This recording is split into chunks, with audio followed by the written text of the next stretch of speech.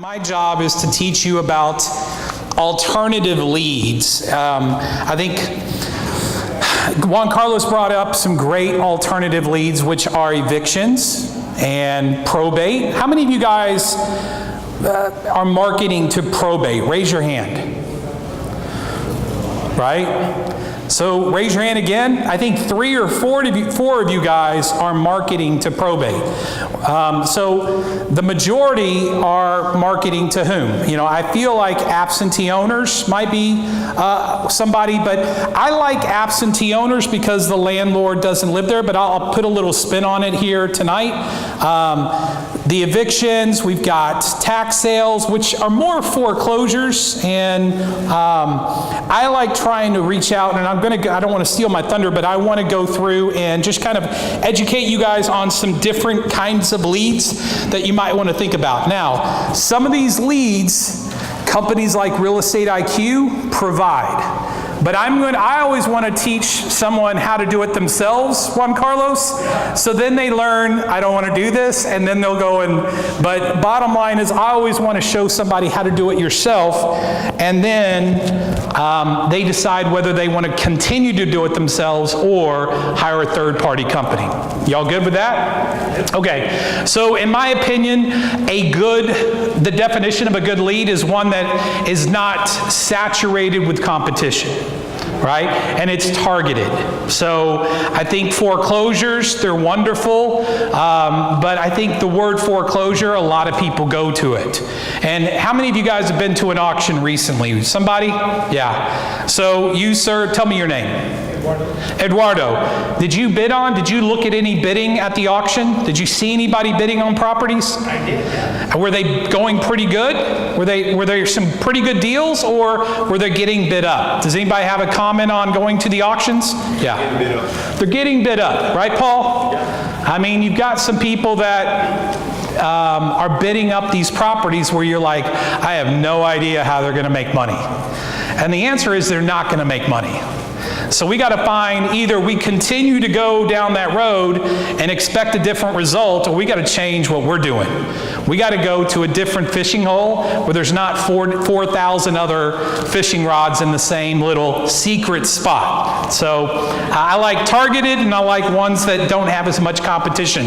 The harder ones that to gain or to get that information are going to have less competition. So I like absentee owners only because, Paul, I like it when I'm not having to deal with someone who's lived in the house a long time. So there's 2 types of absentee owners.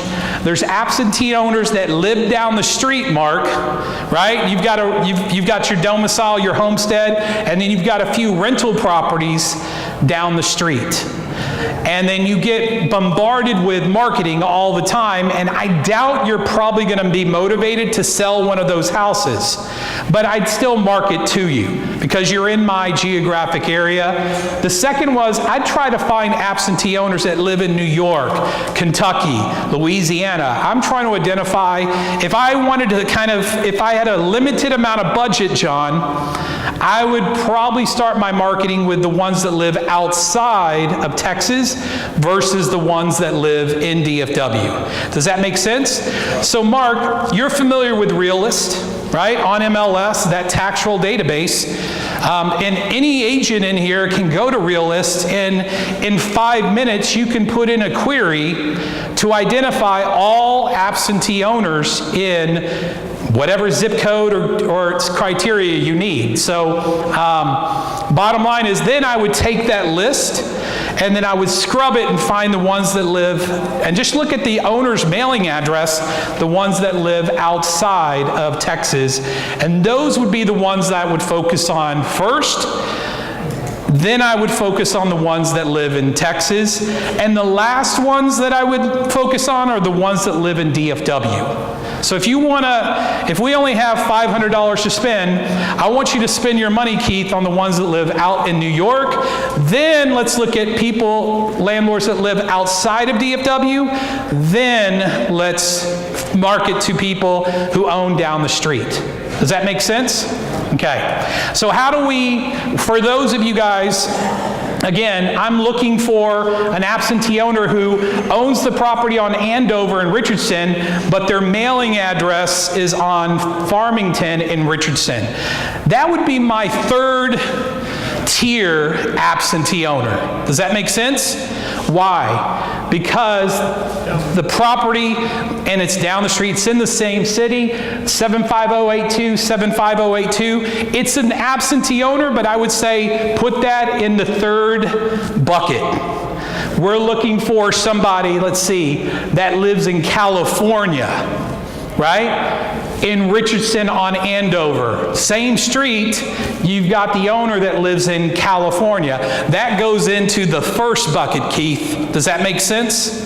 So again, obviously, if it's in your price point and it's got to meet other criteria, but bottom line is think about absentee owners living outside of the state of Texas.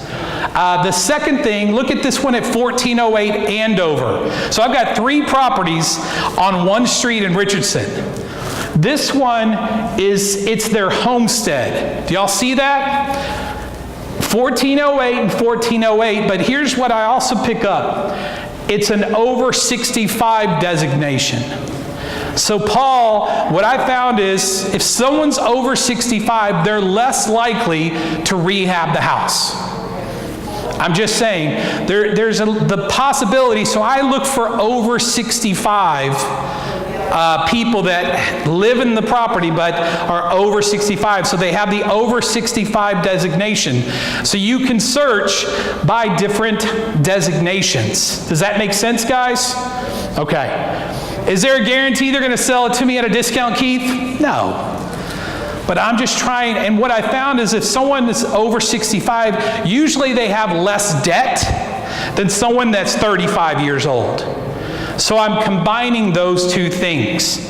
The third thing is long-term owners.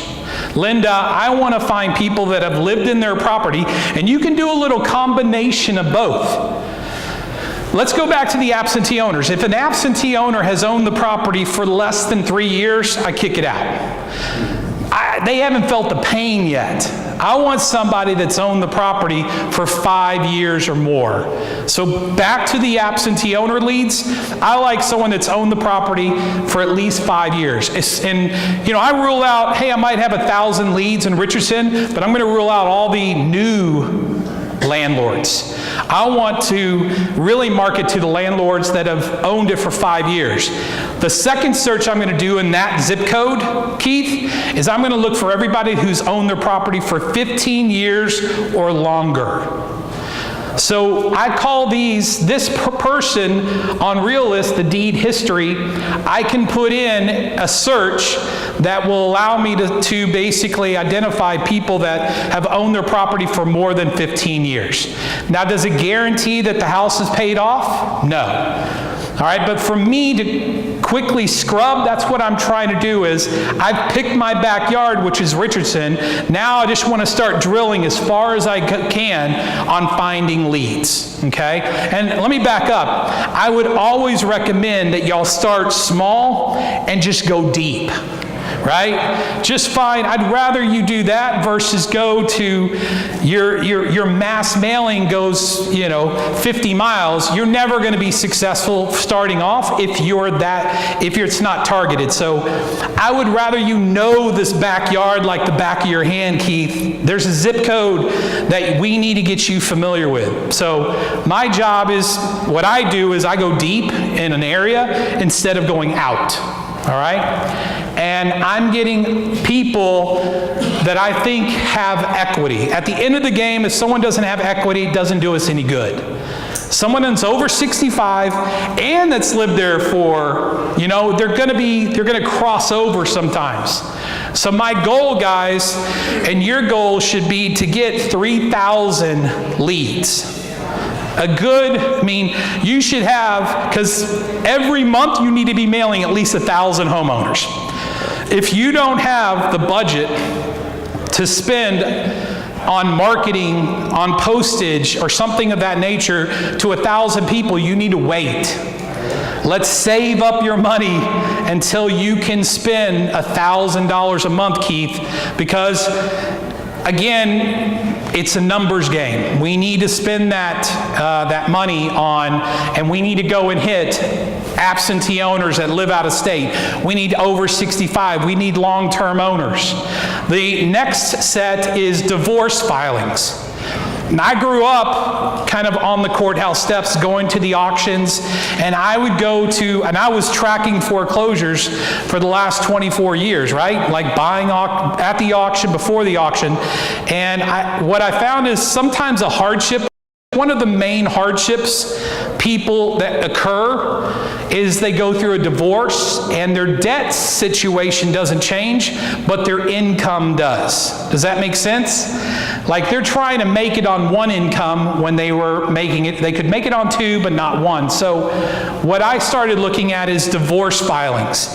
And I'm mailing to people who are filing divorce. And I don't say, I am so sorry, that SOB. No, I don't go into that. I just say, do you want to sell your house? My message is very simple. It's just, have you ever been to one of these websites, looked at some dishes, and then you go to a different website, totally different, and that it just shows up on the sidebar? It follows you sometimes. I do that. When I see that there was a divorce, then I just start gently, we buy homes in 75208. We'd love to make you a cash offer, because it's not everybody's going to sell their property, but what I found by going through foreclosure is they told me that they got divorced, and that's what led to foreclosure. So I'm trying to get them before they get too far behind in the foreclosure game. Does that make sense? Sometimes now, am I going to have as much success? No. But if I'm working a certain area, you're going to have success. One of these leads is going to hit. And that's why I'd say let's not do it across DFW. Let's focus on a few areas. And what's the criteria, guys, for what area, how big is your backyard? What is the criteria? Y'all, some of you guys have been coming here a while, so you should know this, but my marketing criteria should be what? I'm willing to do what 4 times a week? If I'm not willing to drive to an area 4 times a week, Keith, you should not be marketing in that area. We have, you know what I mean? So I'm not marketing to Waco, because there's no way in heck I'm going to drive to Waco 4 times a week. It's just not going to happen. So if you're not willing to drive an area 4 times a week, why are you spending money marketing there? My thing is, let's start small, and we can generally, as your business grows, so will your demographic, or so will your area, okay? So divorce file, I'm kind of all over the place, so I apologize, but I want to give you some nuggets to think about. Eviction notices. Juan Carlos talked about this, okay? Where do you get this information, guys? Whenever you have to evict somebody, you have to go to the Justice of the Peace, the JP courts, okay? And I love, I'm trying to introduce myself when someone has had pain. All right, so it's a painful situation where they're just had to kick someone out because of non-payment. And so I want my letter to hit them very quickly to say, we buy houses in this street. And I don't say, I know you just evicted. I just go through my generic, we buy houses, and it just happens to hit them a few days after they evicted. This business is about timing, all right? It's about timing. So I've got a couple screenshots for you. Go to the district clerk.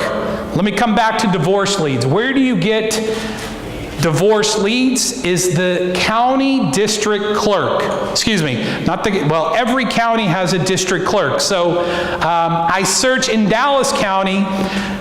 In Dallas County, Paul, you're going to have to use a third-party service. It's called iDocket. But what about the commercial journal? The commercial journal, yeah, the daily commercial journal. Have you all ever heard of that? It's basically a listing of, It's not bad. It's not bad. The Daily Commercial Journal, but what I like to do is mine through and try to pull it into an Excel file. So if you've got a VA or somebody that can type up for you, Paul, the Daily Commercial Recorder or Record is great. Another option would be go to iDocket.com, and this is a third-party company. It costs $29 a month. And they have all of Dallas County divorce leads there, because Juan Carlos, I was tracking it for a while, and that's where I was getting it from. All right? Now, some counties, Juan Carlos, you just go to the county's website, and it's free. Right? You just need to know how to navigate it. So in Collin County, for instance, is you can go to the Collin County District Clerk. Do y'all see that? Collin County Courts Records Inquiry? And just Google it, and you'll click on basically civil and family case records. All right? So there's two links that I'm going to use: civil and family case records for divorce leads, and justice of the peace for evictions. So Collin County has both of them, and Denton County uses the same software provider as Collin County. Okay? So when I click on civil and family case records, then I can put in my search criteria. So I put in the file date, and it gives me every case that's been filed in this file date between just for this 10-day period. And I sorted it by file date, and then what I did was mark Control F, because it came up with 433 records. I then Controlled F and looked for divorce pending, right? And it told me there was only 2 out of 33 on this page, but I could do a large search, and I could identify which ones have filed a divorce, and it's updated every day. So it's an alternative lead. I don't think there's a lot of, and I'm just kind of spilling it like, this is what you do, because I thought I want to try to reach them before they get on the foreclosure list, and this is one way of doing it. Okay? In Dallas County, Paul, the Daily Commercial Recorder or Record, or iDocket.com. Collin and Denton, you can do it through this search right here. Okay? Is there a question? I'm sorry. Nope. Okay. So on the eviction for Collin County and Denton County, basically you're going to go to the Justice of the Peace to gather this information.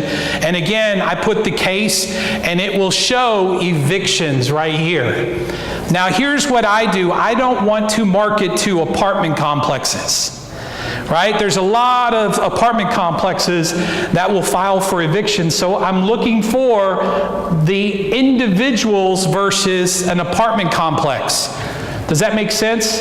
So this one right here, Sang Duong versus Terry Inslee. Terry Inslee's probably the defendant. They're getting sued and I want to put this person, and when you click on that hyperlink over there, it will give you the address of the property. So it takes a little bit more mining, but that's what it takes in this day and age. I wish it wasn't like that, but we work in a competitive market. So that's why I thought it would be wise to talk to you about some alternative leads. Evictions, there's a pain. The landlord is going through pain, and you want a postcard to be received by that landlord, days later, okay? We're all about solving problems as investors. That's what we do. We try to solve a problem when there's pain. Owner delinquent on taxes. Owners that are delinquent on taxes. So it's the tax sale, right? But I'm trying to find people. Where would you find out if your neighbor is behind on taxes? Or where would you know if in Richardson, where would you go to find if everybody in Richardson was delinquent? And I'm not just talking about 1 year, but 2, 3, 4 years. Who has that information, guys? Dallas County. Dallas County what? Actually, it's the sheriff department. What'd you say? The sheriff department. The Sheriff's Department. No. What is it? The Tax Assessor's Office. Call the county tax assessor. This is all public information, right? They work for us. They don't like it when you tell them that, but they work for us, right? We're paying their salaries. So going down there and asking them, hey, I want a list of all of the accounts that are delinquent. All right? Now, will they give it to you on a spreadsheet? I mean, they might. They might give it to you in a format that you might need to get a programmer to help out. So some of them, you might get a spreadsheet, but it's Freedom of Information Act. Write that down. Freedom of Information Act. If you ask them, hey, I want a list of everybody, all the counts in Cedar Hill, or in Richardson, or in Plano, they got to provide it to you. Now, they can charge you, but they can't charge you $10,000 to get that information. It's about $38. It's around $38, and you get the whole thing, right? You get all of Dallas County. So, again, you might need to have a programmer look at that, Paul, because when I looked at it, I don't think it came in a spreadsheet, or was it? No, It's in a DAT format, right, Juan? I think it's in a DAT. I don't even know what it is. All I know is I had to give it to a programmer. But bottom line is, we've been working on it for the last 3 months. Okay. We're supposed to have it next month. all right, so Juan's going to have it. See? Yeah, we didn't. So I basically want to identify which ones are 3 or 4 or 5 years. I feel like if someone's 3 years behind, Paul, something's going on. If someone's 1 or 2 years, they might have had a temporary hardship, but 3 years behind I think there's a trend there. So I want to reach out. Now, I will tell you, I would want to pull out all of the leads that are on a deferral plan, right, Sammy? Sammy's my programmer, so I would pull out all of there are people that sometimes are over 65 and they have the right to do a deferral program where they will defer paying their taxes to the county because they're over 65. And the county will gladly allow them to do that. Paul, let's not look at those, because when someone's on a deferral plan, I don't really like that. I want someone who's behind, not on a deferral plan. Does that make sense? Okay. So this is just a spreadsheet. Sammy, does that look familiar? This is a spreadsheet that Sammy and I put together. So just listed all of the taxes that were owed on these properties in Dallas and Cedar Hill, and it would tell me how many years, 2013 to 2016. So you could pull this into a database, and it's going to be a lot more than 3,000, but start small, stay focused, and just, there's not going to be as many people that go after this lead. And there's homeowners, and a lot of times, if they haven't paid their taxes, Mark, that tells me something. That probably tells me, not always, but there's usually not a mortgage on the property. Think about it. If your mortgage is escrowed, if you escrow your taxes and insurance, don't you think the mortgage company is going to not allow you to go 3 years without paying the tax man? So there's a higher propensity and percentage of these properties not having debt on them. And that's what we want as investors. Okay. The last one are power of attorneys. I mind this. I don't get a lot of leads this way, so I don't really know if I really want to talk about that. But my mindset was, whenever someone signs a power of attorney and they file it, something's going on. Like maybe someone passed away and they're given power of attorney. So it's something that I look at, and if it's in my backyard. Does that make sense? Everything is in my backyard. So I go to the county clerk Not county tax assessor, not the district clerk, but the county clerk, because Paul, you can go in there and you can specify in Dallas County or in Collin County a certain type of document. Do you see this? In Collin County, I can go in and say, for the last month, how many power of attorneys have been filed? Okay? Now here's the key. Paul, if I see there's a title company policy, then I usually don't go after it. Let me explain. Whenever there's a power of attorney, sometimes it was done because there was a closing. Does that make sense? And I don't want to work deals that just close. So if you see that there's a GF number, Paul, I wouldn't pursue that one.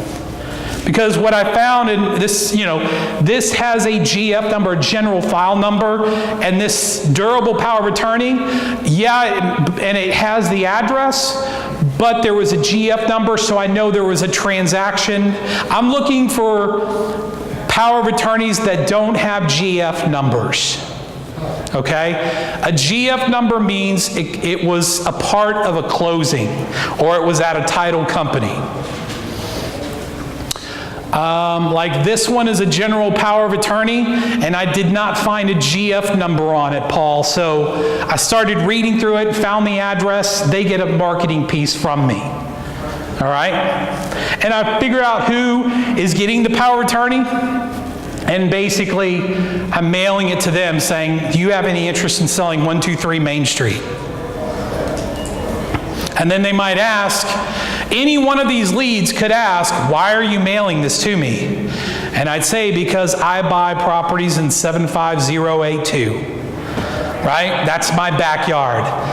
And you just happen to be on my list. Are you interested in selling? Because is that not true? Right? I don't need to go in and say, well, I mine power of attorneys every day. That's what is it? It's TMI? You don't need to go through on how or why. It's because it's an area that you're looking to buy and it came up on your list. All right. Marketing collateral. Sorry. I don't know, it got stuck. So let me go back one more.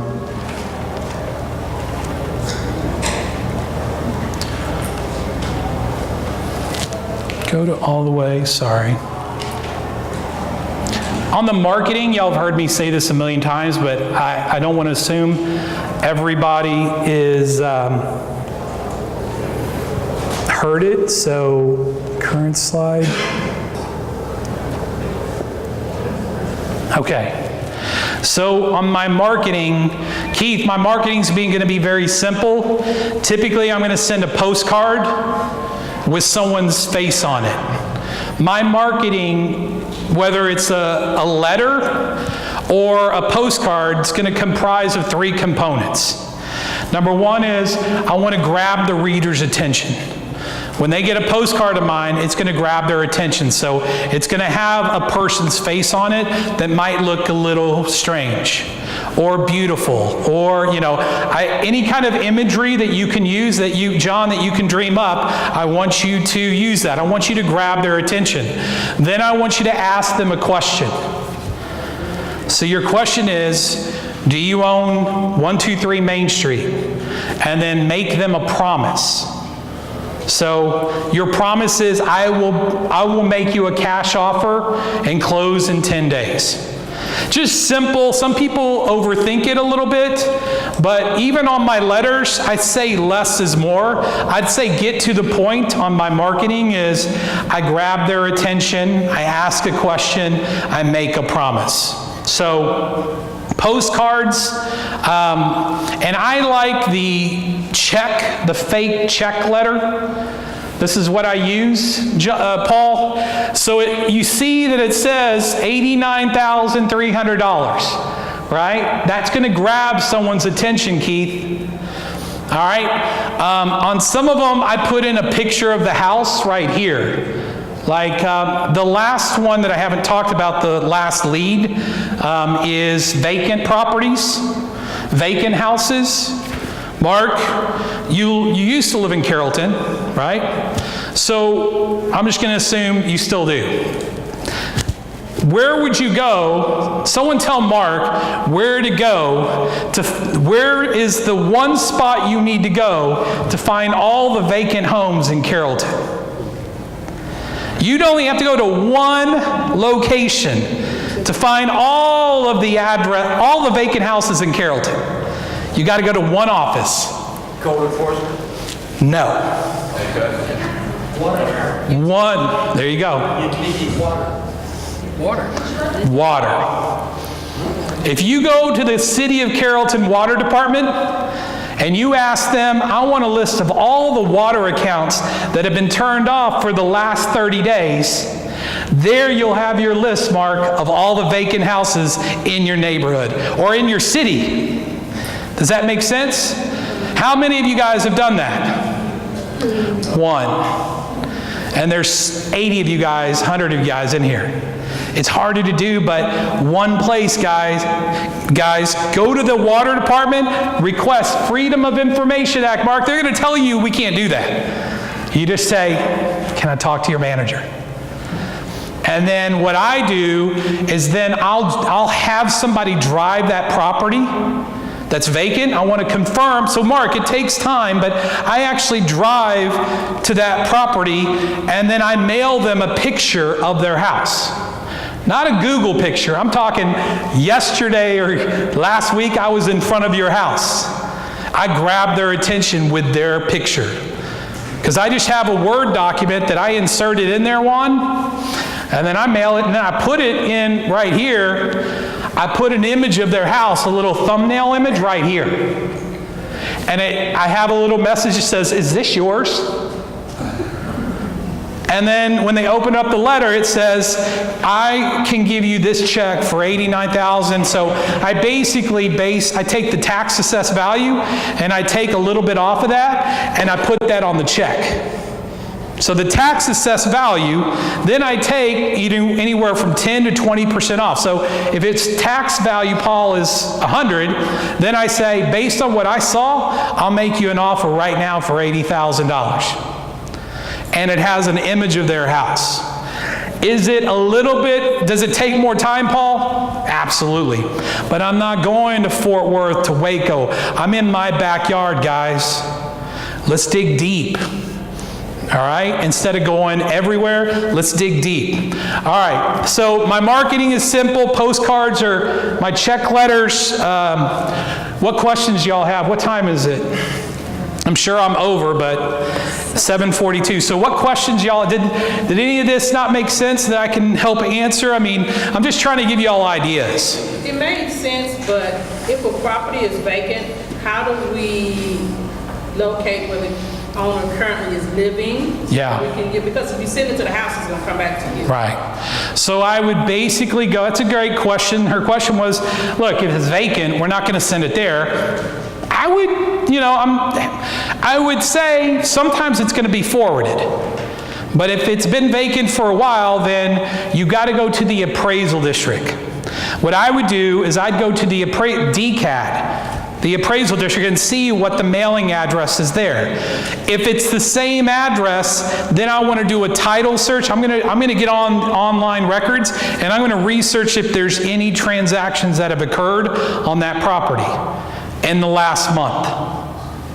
Third is call them. There is, what is the service that John uses? Remember we were talking about that? No, it's not Spokio. Spokio is one. Y'all can write that down. It's okay. I'm looking for phone numbers. What's that? It might be Checkmate. What's it? White Pages? No, White Pages. I'm looking for cell numbers. There's some services that have cell numbers because Donna and I use a service, but we had to, and it's a TransUnion service. I'm talking credit bureau. Okay? You can get your hands on this. But they have to interview you. You have to, they don't want you, because it's got a lot of juicy information. But you can get it, Paul, you being in the business, you absolutely need this. TransUnion is called TLO. TLO. So what, George? It's by TransUnion. But it's called T as in Tom, L as in Lucy, O as in Oscar. It costs around $25 a month minimum. Is that what they said, John? I got it 3 years ago, so I know that you got, sometimes they'll give you a hassle if you say, all I'm gonna use it for is to look up phone numbers. They don't like you saying that. Paul, you need to say, look, I have properties, I represent property management. Sometimes we need to look for if they have judgments against them, or do a little preliminary search for tenant screening and things like that, which should be in your wheelhouse. Y'all should be able to, at one point in time, you might not do it every day, but bottom line is, if all you're doing, if you tell them, hey, I just want to get cell numbers because this guy told me y'all have it, they probably will not approve your application. They actually come out and visit your office. And your office can be 4 walls and a door. So it can be at your home, but it's got to have a lockable door. You've got to have a shredding machine and a cabinet that locks. And then you have to have a computer that has security, like, a password protected, Paul. But John, you tried, I think, right? They really do want to know that you're not going to use it to sell. They don't want you to solicit and, yeah. So, I mean, they might have gotten a little stricter since I came around, but it's legit. Like, now there's another company, John, that I'll talk to my other student. He uses it. It's pretty good, but nothing compares to TLO. So what I do is I call these people. And I call, and it's got a lot of numbers for them. And I'm not talking about disconnected landlines. It's got cell numbers. When I looked up mine, put in my name, it had my cell number. It had my wife's cell number. It had my sister's cell number. And that cost $1. It costs $1 per lead. Now, it also had my social security number, my date of birth. I mean, it has a lot of information, so I can see why they're protected, but I'm not, bottom line is it's a way for me to find people that don't want to be found.